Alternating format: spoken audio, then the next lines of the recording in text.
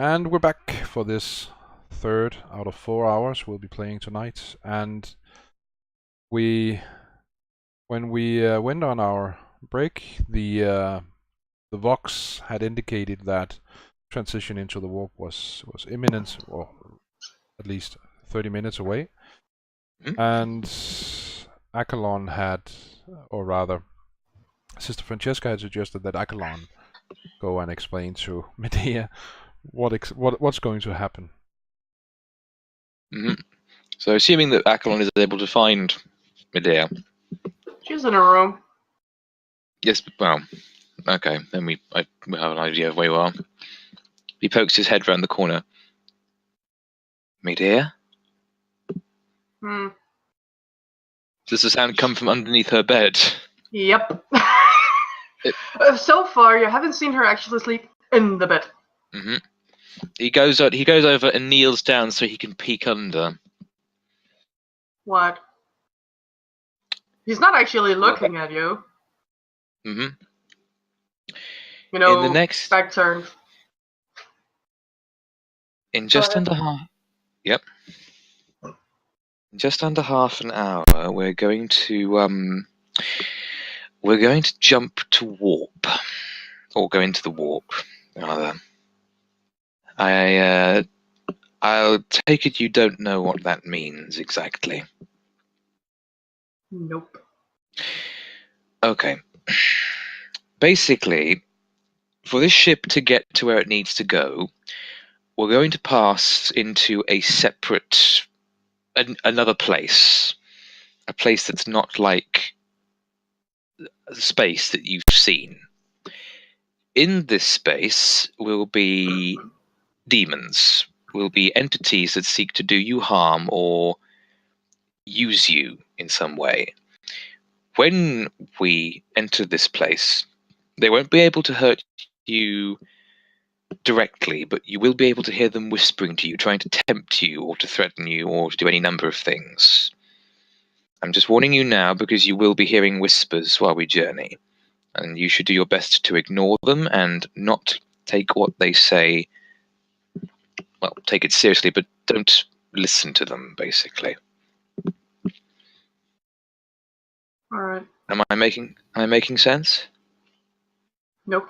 But I guess I'm gonna understand in a minute or two. Yes, in about just under half an hour. But yes, when you feel a change and when you start hearing whispers, just ignore the whispers. If you like, well, if you wish to be alone, very well, but I would perhaps recommend that you do stay with someone, just in case. Fine. Okay.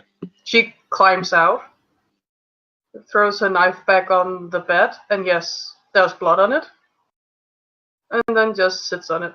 Where should I go? Well, in matters of uncertainty, I always find that the chapel is fairly welcoming, although I suspect that won't be suitable for you in regards to your opinion of that matter. She tilts her head, not completely understanding what you're trying to insinuate. Would you be happy to go to the chapel with me? Sure. All right then. Please feel free to take anything you wish to with you. We should probably leave the knife here. She gets up and starts walking to the chapel. Yeah, he follows. Not quite sure whether or not he's leading her or if she's now leading him, and he's not sure whether he should be... Well, she knows where the chapel is, because it's that big. How big can the ship be, right? Actually, as you mentioned the size of the ship, it should be mentioned that ships in Warhammer 40,000 are usually very big. If this is in fact a light cruiser of the type I mentioned before, it is, I believe, about 2 kilometers long and has a crew complement of 26,000 people. Yep. Yes, that's a light cruiser, ladies and gentlemen. That's a light We can hereby conclude they'll start walking, and then she'll stop. Can you read? I can, yeah. Then probably you're the one who's supposed to read the signs so we get to the right place. Very well. So he takes the lead. She isn't as spunky as she usually would be. Mm-hmm. Are you okay? Are you unhappy with something? Nothing you can do to change it anyway. Let's just go. Okay. He leads, feeling a bit awkward because he's not used. In many ways, he's the exact opposite of Medea. In spite of being, brought up in the ecclesiarchy and therefore a little bit reclusive, he grew up on a planet which is very much expressive and celebratory. And then, rather than the dour celebration of the emperor in chapels, they hold festivals and great programs of corporal mortification, and it's all very extroverted compared to what Medea might be used to. So he's like, I want to say something, but clearly I can't say something, but I want to say something, but I don't know what to say, and Also, it's quite clear to everyone that it isn't because she's anti-emperor, but until 6 weeks ago she didn't know he was a thing. Mm-hmm. Yep. She knew there was someone called the Emperor and he was a big shit sort of stuff, but she didn't know just how big. She had no concept of what lay behind the term, the Emperor. No, she just knew that some people would bless the Emperor, and that's about it. Of course, she knew that saints is a big thing, but she didn't know exactly what lay behind with, it's saints. The same with little children running around yelling fuck at people because they know it's a bad word. They just don't know what it means. Yeah. Exactly. No, that makes all kinds of sense in a sad sort of way, but that's what happens with underhivers and so on. Yep. Probably worth pointing out, at least, that for once Francesca has changed, she too is heading to the chapel. And when she gets there, she doesn't actually look for the others. What she's doing when she gets there is she begins to sing. Oh, I hope she has a nice voice then. She has a very nice voice. She actually has performance singer. It's not normally a skill that you actually roll because, when are you under pressure while singing unless it's in order to impress someone? Yep. But it's based on your fellowship, so she has a very nice singing voice. Well, it makes sense for Tim to also go to the chapel, so he shall enjoy the performance. Well, she it's a way of relaxing for her. So it's worth mentioning. Joan mentioned this thing about not actually rolling unless there's a chance of failure. That's the thing in Warhammer 40,000 Dark Heresy, is that we don't actually need to roll unless there's an actual consequence of failing. Exactly. So you will know that when I ask for a roll, it's because there's an actual consequence. Yes, there's a chance that something happen. Exactly. Yep. You have to roll to shoot, otherwise someone could shoot you first and kill you. Yep. Well, yes, that's the extreme example, but basically the point is that as soon as a game master asks for a roll in Warhammer 40k or in any Warhammer system, really, you should probably start sweating bullets, because that means that the shit is about to go down. Yeah, or at least there is a consequence of some sort to not succeeding. So depending on the actual role, of course. Of course. Okay, so what about Tim? Does he also go to the chapel to enjoy? Yes, okay. He definitely does. And as I said, he enjoys the performance. Okay. So is it a song Medea has heard before? Probably not. Unless of course, Sister Francesca has sung it while they were together. No, this is a high Gothic hymn, and it's a I think in this particular case, it's one that is meant to assuage the fears of the people who might listen to it. It's meant as a reassuring and confirming song that will remind the listener that they are in fact under the gaze of the Emperor, and consequently they will be all right. Okay. So, exactly 30 minutes after the initial warning, it should be said every minute after the initial warning, there's another warning saying that transition in 29 minutes, counting, and so on. But 30 minutes after the warning, the transition happens. I can't remember if I've ever actually read any description of the transition. There isn't one, but there is one in a computer game that was released last year. Oh? Called Battlefleet Gothic, in which you actually see what happens when a ship enters the warp.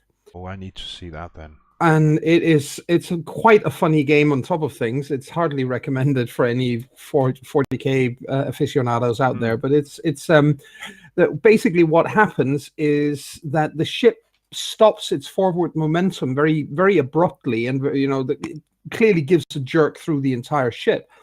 And then this huge portal opens in front of the ship, and it's purple and swirly, and it looks like a hole into space. And since you're already in space, that just looks like it's a purple ring of light. And then when the ship passes into it, it vanishes. Cool. It actually looks really cool. I think I actually have that game. I might install it and play it. Anyway, okay, so that's link an image. Okay, benefits. This isn't from This isn't from Battlefleet Gothic Armada. This is from Dawn of War 2, but it's the same. Yes, it's exactly the same look. Yes, right. It's cool. Okay. I've just shown it to the viewers so they have an idea as well. And incidentally, the bottom of those three ships, one at the bottom and the one at the back, those are Dauntless light cruisers. Yep. Nice. Similar to at least to the one you're currently. Yes. Might be a good idea then to know if the chapel has windows. The chapel would normally be in the center of the ship. Yes. So it's mostly for and Medea seems spooked by most things, but I imagine that thing would. That's very simple, because if you go into the moment you enter the warp, something called the Geller fields is lowered around the entire ship. So basically, every window is covered. Mm-hmm. Oh, fair enough. Because otherwise, the demons can peek in, and people can see the demons, and that can break your mind. Yep. Basically, Medea does have I don't know if it's a floor or if it's a mirror, but she is wary of everything. Then she's freaked out by what's basically happening. She and the rest. It's actually a trait for her. Yeah, notice the you can't help but notice the sudden that the ship suddenly stops moving. It just stops in mid space. Mm-hmm. And like you hear the rumbling and the sounds of every system that has to do with the warp activating, including the Gellerfields that Joan mentioned. You can hear it throughout the ship and also in the chapel. You can't actually see anything because the chapel, again, like Joan mentioned, is placed in the center of the ship, which and it might be big, the chapel, but it's not that big. So you can hear the sounds of the ship transitioning into the warp, and you can hear the whispers. And well, I imagine the first thing Medea will do is like, I think it's happening now, and then her eyes goes wide and she just looks at Agadon, whispers, and then she's under the bench. And at that point, I would like you all actually to roll me a willpower test. Oh dear God. Is it against what is it specifically against? Because I have this pure faith talent. Yes, and which is quite important, obviously, because absolutely, is nice. Absolutely, I'm actually torn between two different roles. In any case, I need to find the Fear and Damnation chapter. Where is it? Yeah, that might be a good idea. Cat, go away. Where is my Fear and Damnation? Fear and Damnation. There we go.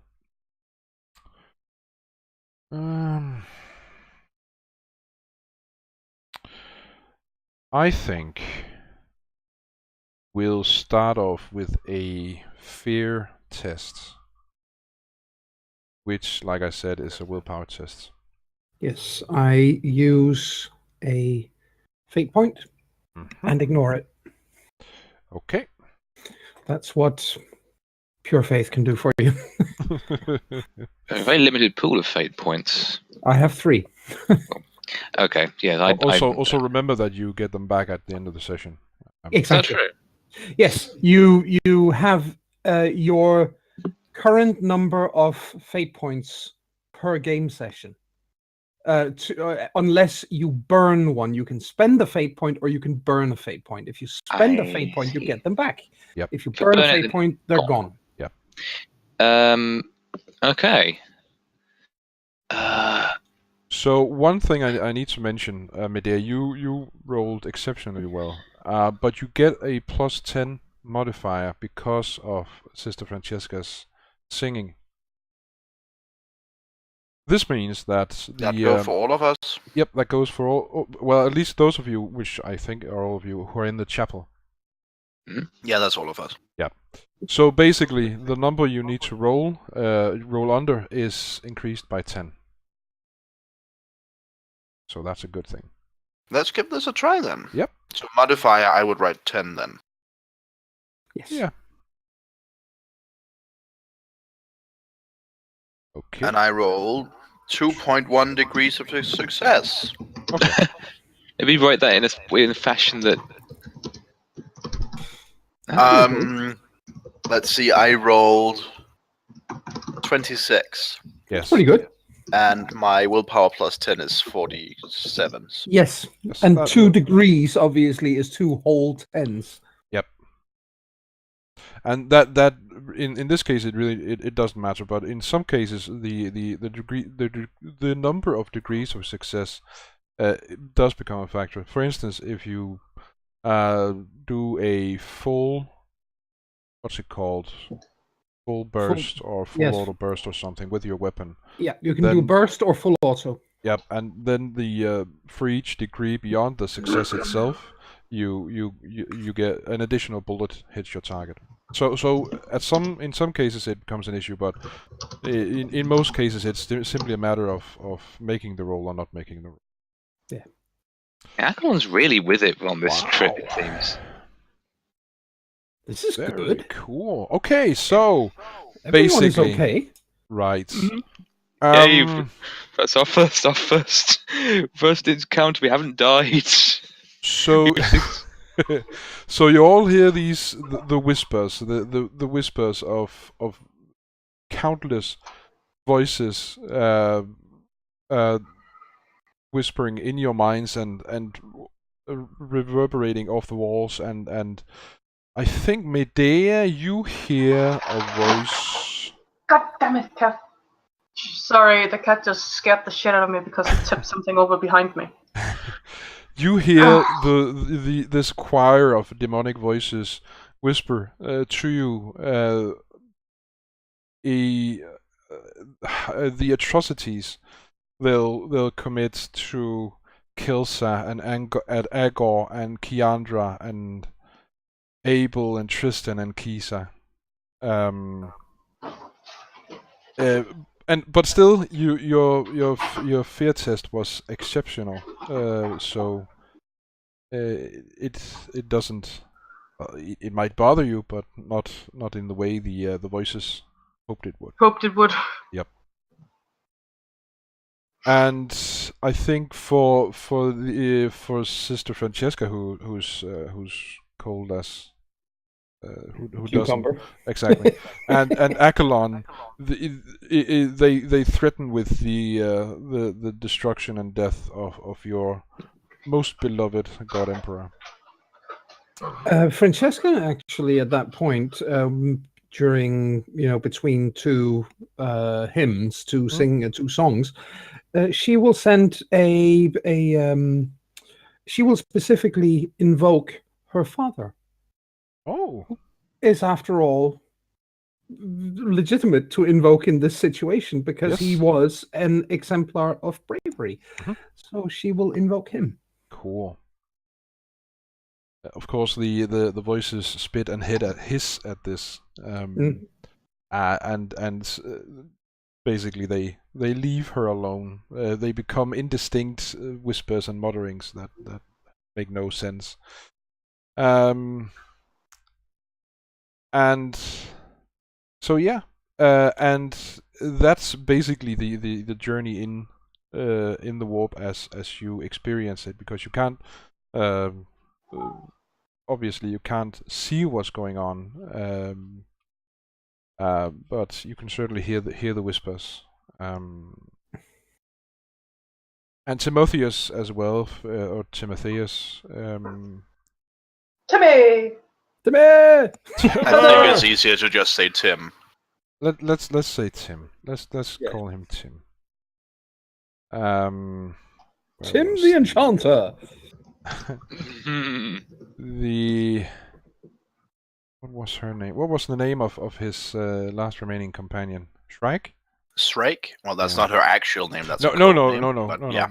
But well, I think the Whispers will use her actual name, as they describe to Tim in detail what will happen to her once they get their claws on her. Well, that is of course bothersome because I think's kind of confusing, but in the end, that's kind of more of a her thing than a me thing. So, and I think that's part of what makes it a not something you break down over, not something that makes you panic or feel frightened about. So, this goes on for a bit, and by bit I mean an hour or so, and then the same sudden stop. You can feel it. Or rather, can you? Is it the reverse once they leave the warp? Is it that it suddenly lurches into motion? It's in motion in the warp as well, and then again when it leaves, there's again this brief pause, and then it's basically as if the portal, whether you are going into it or out of it, from at least from the way it looks and the visual representations, it sucks you in or spits you out. Cool. Sweet. I need to get a hold of that. So we're now a spit. Yep, you're spit out into real space, and you hear the many systems in this light cruiser, the many warp related systems shut down as you enter real space, and there is this voice over the box, stating the obvious that you have now left the Imperium. Transition complete. Something like that, yes. Yes. We have arrived at our destination! No. Destination to the left. And once they are back out and back into real space, Francesca smiles and finishes by loudly by saying, "Rejoice, for the God Emperor has seen us through this peril." And then under her breath and to herself, she repeats her father's last words. Protects. What did you just say who there, has Rasmus? tats? I said amen. Oh, Just yes. in 40k speech. Yes. Cool. Okay, because all I heard was tats. Yeah, that was what I heard as well. The Emperor has great tits. No, tats as in tattoos. It's just like, who has tats? He hasn't got tats. Nice ink. Amazing, I yeah. think. Inquiry. The Emperor must always and forever be known for his impeccable pecs. Anyway. Just you wait, and I'm gonna start making fun of your fabulous fucking Hawk Boy. Hey, he died for us all. Be grateful.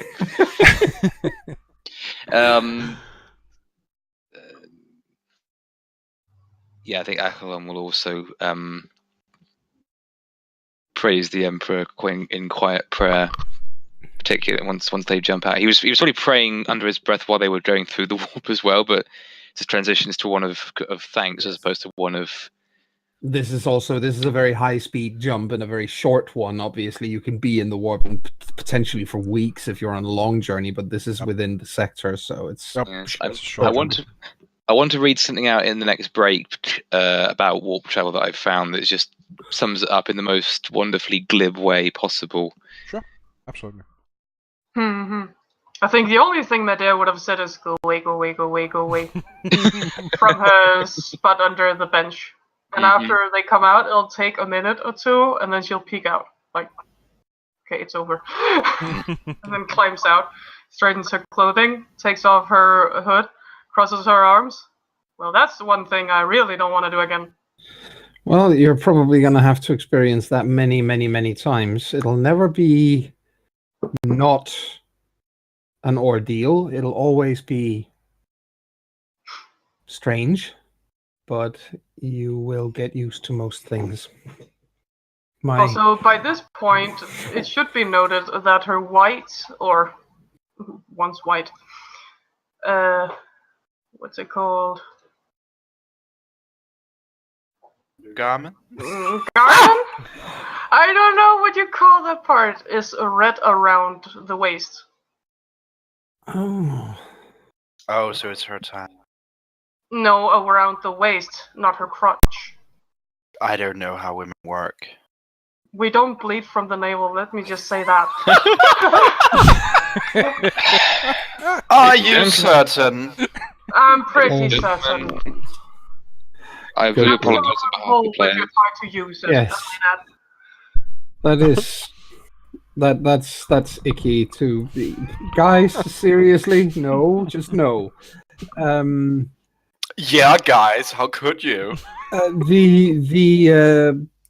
The fact that Medea is clearly so seriously affected by this, is that something that she's showing in any sort of overt kind of way? No, because she doesn't have a knife on her. Oh. So it didn't happen in here. I see. But it's just bled so much that now it's visible. Yes. She doesn't seem affected the least. She just has her arm crossed and then looks around. Well, it doesn't actually bother, at least it doesn't bother Francesca, because, quite a few of the sisters use what's known as a cilice, which is a self-torture instrument. I know what it is. Mm-hmm. A cilice is like a belt that you tie around a part of your body and then tighten, and there are little hooks on it so that it digs into your flesh. Yeah. Well, that doesn't sound very nice. Nope. Well, no, it is for the purpose of corporal mortification, and much though I would not recommend this as a source of reliable information, they do reference the cilice directly in the Da Vinci Code by Dan Brown, which is where I first heard of it. I have read that. Yeah. Silas, the albino, uses it. That's why he has a limp. Mm-hmm. Indeed. He's a blimp. Also, I should mention, I just noticed the Achelon's fear test that you typed 1d100 plus 10. You should So the plus 10... You actually rolled 3. You actually rolled 3 because the plus 10 I mentioned is added to the number you need to roll under. Oh right, okay. So whenever you roll, it's just a regular D100, and any modifiers are added or It subtracted might. from. Fair enough. I'm see still use very the new actual to this system. characteristic roll in the character sheet. Yeah. Yes. You can click on the name of the different characteristics and have it roll. Oh, I didn't know Yeah, that. but then what we get is what you came up with, and that's confusing. I'd rather just have the dice. No, it tells you quite exactly how many degrees of success I have. And if you hover over it, it should tell you somewhere what I actually rolled. Yes. Anyway. Layout. For me, it doesn't matter which method you use. I just wanted to explain Yeesh. how it works for your sake, for my sake, and also for the viewers. I'm glad I didn't roll it that way. So they know what's going on. Mm-hmm.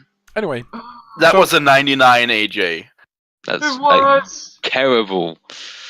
Wow. Well, now you've at least used your 99 roll. Yeah, Oh my that's God. I just wanted to try, and then the modifier is +10, so you have, in my case, 45 to roll under. Okay, yeah. so yes. 3. So either way, it means that Akalon's willpower roll was even better. Yep. So he Yeah. was implacable in this case. Yeah, it didn't get worse because she was singing. It was supposed to get better because she was singing. Exactly. Anyway, Okay. just wanted to clarify that. Yes. Yes. Yes. Thank you, Muchly. So Be muchly thanked. you exit the warp and are now back in real space. And Yes. so unless there's anything you want to roleplay while you're traveling through space to your destination, I think we'll just have you arrive there. Yay. And, Let's do that. Yeah. And you are you board a shuttle that'll take you down to the planet itself, Yes. or not the planet, the moon, the satellites as it is, along with the what are they called? Inquisitorial stormtroopers. Yes. They're going down there with you, of course. So the moon is a moon, is a moon, is a moon. But the area around the the area around the facility itself, the moon is a gray drab rock. It's featureless, basically. But the facility itself is you spot it as you approach in the shuttle, and it is this hexagonal shape on the moon's surface, and so the shuttle lands a few kilometers from the facility, Helix, and it is explained that the area around the facility, including this area where you are, has the same kind of gravity and as on Scintilla, the same what's it called? Atmosphere? The same kind of atmosphere, yes, as Scintilla has. Well, that's good. That is good because it means you're not in any immediate danger as soon as you leave the shuttle. Yes. Well, they do have a thing such as terraforming, obviously. Yep, exactly, and that's exactly what's been going on here, or a version thereof. Yeah, it doesn't work equally well everywhere, but here clearly it's functional. So, okay. So, if I may be, Mhm. yes, in character. Oh. If I may presume, why have we landed so far from the facility proper?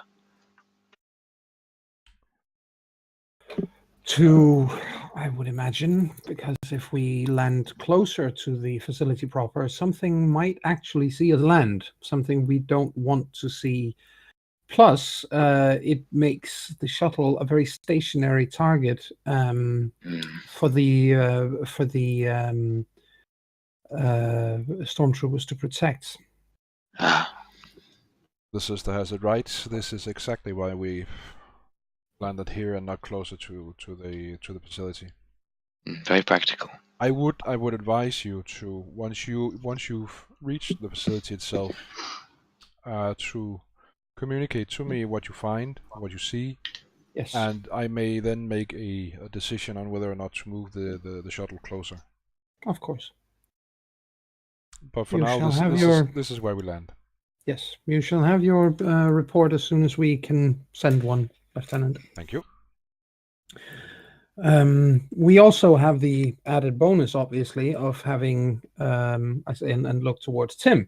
We have the added bonus of having a sharpshooter with us, and he's got a scope, which is going to help us get a better view of what is down there from a safe distance. Hopefully. Well, that's the goal. Indeed. So let us get started. Yes. The stormtroopers exit the shuttle and take up various defensive formations, securing the area. Yes. Well, I check all my equipment, obviously. Make sure that that the bolter is in fact properly loaded, that there's no stoppage, and then off I go. And the rest of you? Yeah, check equipment. Mm-hmm. Okay. Let's see. Sound off for equipment check.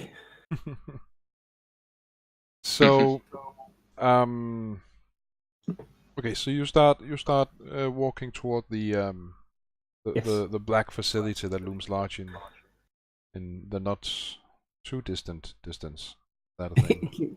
You can't language. Please don't make kind of language. I just can't. Can I go to sleep now? Please don't make me language. Please don't make me language. So, as you approach this black hexagon that the facility is shaped as, Tim, I need to know what you'll be doing, because you are the. Are there any vantage points? Anything? There are certain rocks, rock formations that you can use to. Then I will mount one of these vantage points and use, as Sister Francesca suggested, use the scope to get a better understanding of what is going on. Okay, so what you can see from your how far of reach do you have with your scope? Does the rulebook actually? That's really up to you, isn't it? You're the one who gave it to me. Yeah. Let's see. I'm just going to see, because it might be relevant, just how far you can watch. Yeah, of course. Scope, telescopic sight.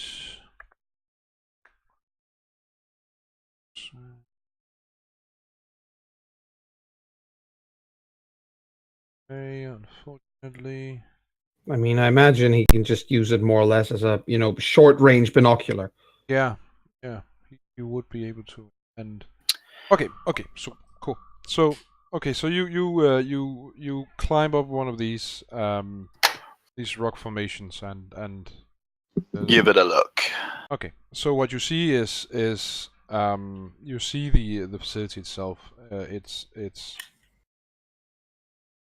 and you also notice, the others don't quite see this yet. You have a better vantage point than they do.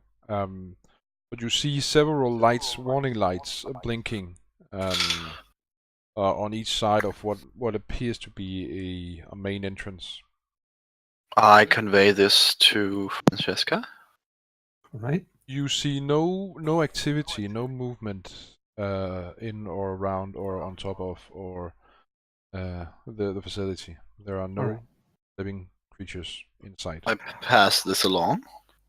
Yes. Exits and other things worth noting, such as damaged walls or vantage points on the actual building.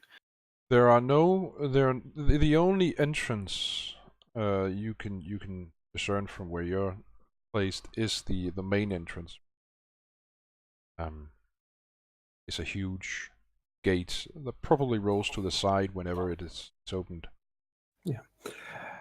Two things, Heine. Hmm? First and foremost, this reminds me way too much of the arrival in Aliens Part 2. And if I hear anybody use the words "we're in the pipe fly by 5," I'm gonna kill you. What about the phrase I don't "Game get that over, reference. man"? Yes. That being said, because that's a classic sci-fi horror flick, obviously, from when you and I were young. Yep. And one of my favorites. All-time favorites, definitely. But of course, we also know, those of us who are in the know about these things, that the aliens from that series of films are in fact the inspiration for gene stealers. And if there are gene stealers over there, I'll be mad as hell.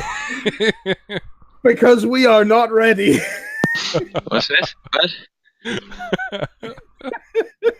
What's happened? Joan doesn't think we can take gene stealers. No, we're not. We're not prepared for gene stealers. No, we're really not. No, you're really not. So If it's called Billy, then it's fine. Those denim. Because she's not all leather. It's funny though. It's. I had to say that. As you mentioned, I can definitely see where you're coming from. But... Yes, we do not want to confront aliens wearing denim. No. Nope. You really don't. No, we don't. Anyway, very funny, by the way, jeans stealers. Yes. Yes, jeans. I will be heading towards the actual entrance. Mm-hmm. And I will be telling the others to stay back at least a little bit, follow maybe 50 meters or so behind me. Okay. Heine, you never told me about anything broken or vantage points at the building. Oh, true. So the building itself is a hexagon, which it's a six-sided building with a flat roof. There are no towers or anything else up on the roof. You don't see any exits other than the main gates, and there doesn't seem to have been any breaches in the wall. There are no holes or there's no damage to it. The building isn't holy. The building isn't holy. The building is most definitely holy. Yes, it belongs holy. Exactly, it belongs to the Inquisition. Ergo, it must be holy. Yep. Damn, we need better. We need better contractors. Yeah. Mm-hmm. Sorry. This is the kind of campaign we're playing where we need as much gallows humor as possible to get through it. Yes. Yep. A bit of levity is not a bad thing. Mm-hmm. Anyway, Definitely. So, but as I said, at least Francesca begins to approach it, signaling to Tim to keep her covered, just in case something suddenly springs up and goes, I'm gonna eat you. Oh, that reminds me, I forgot to read the aim rules. That would probably help. Aim is basically either a half action or a full action. We'll get into actions when we reach combat, but basically it's one or the other. If you choose it as a half action, you get +10 to your next attack. If you choose it as a full action, you get +20 to your next attack. But your next attack must then be the next action you make in order to gain this modifier. Yes. So I could feasibly take a full action to set up aim while she moves closer, and then stop my aim and move closer, and then aim again. Or... You could absolutely. And tactical advance like that. Yeah. Yep. So that's what I'll be doing then. Okay. Cool. Okay. So you approach the gates leading into it, and you can also see these yellow warning lights. Basically similar to, I don't know, what you see on emergency vehicles. Yes. Yeah, just without the sound, but yes. The but that's what you see, and you reach the gates. It's closed. There's I sort of expected it. Yeah. But I will obviously check if there is a way of opening this thing, because otherwise we're kind of fucked. So this panel is there are several runes on it that are pressed in some kind of sequence to open it.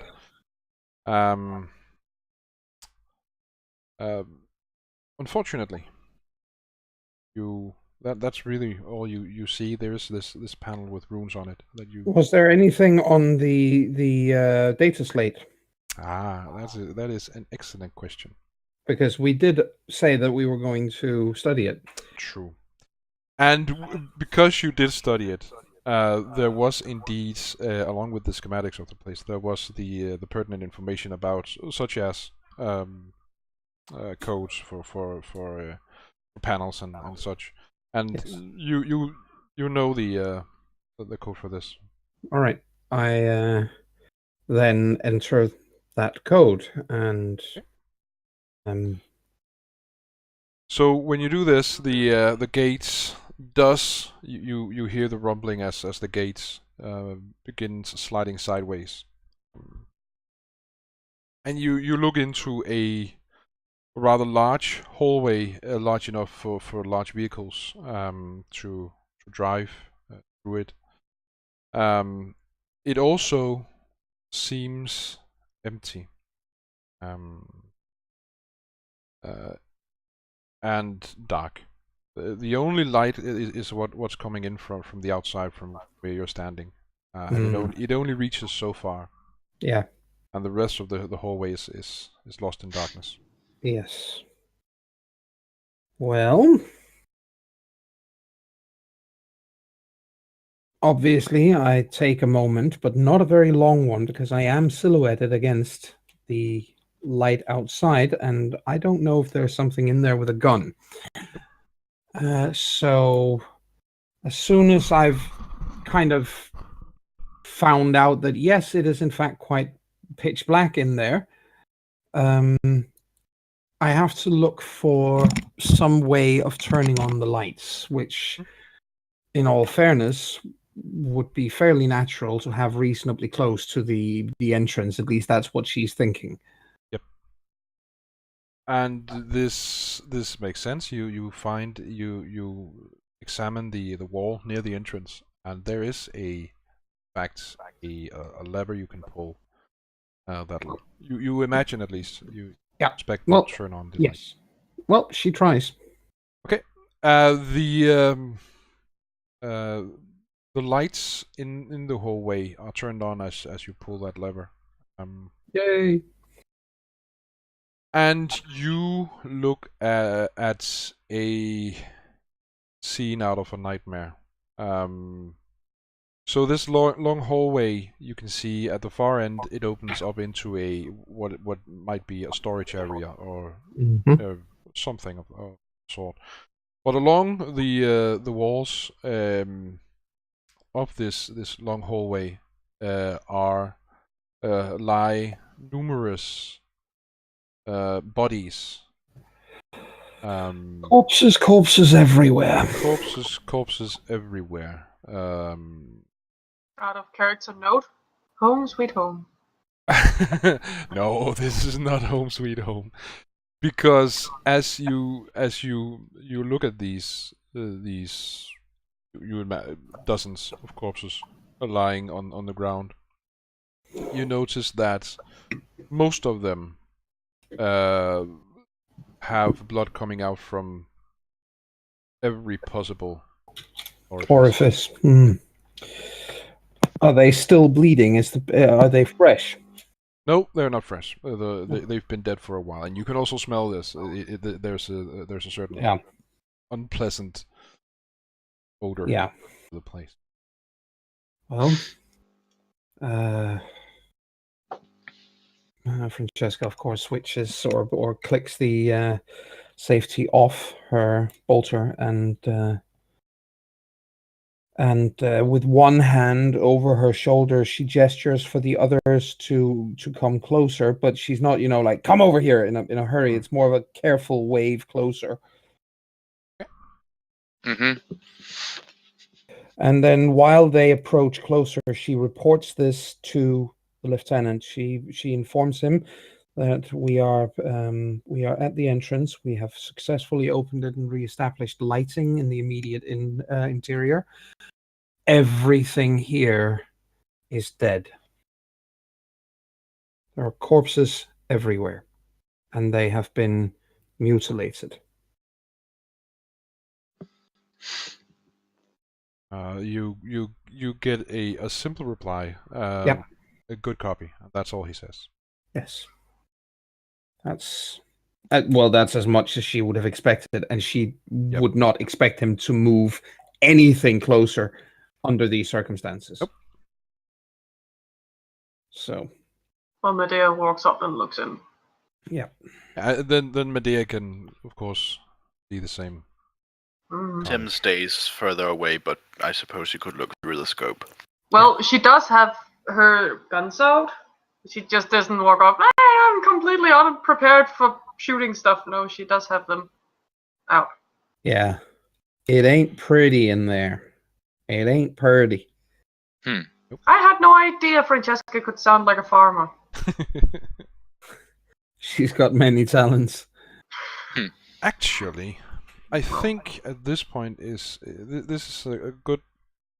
First of all, it's a good place to take our final break. But when we do return, I'd like a willpower test against insanity from you. Why? But because of what you're witnessing. It's terrifying. You're witnessing dozens and dozens of dead people with blood coming out of every orifice. But the willpower test there is that fear related again? No, it's insanity. It's just insanity. All right. So we'll take that when we return in 5-ish minutes, and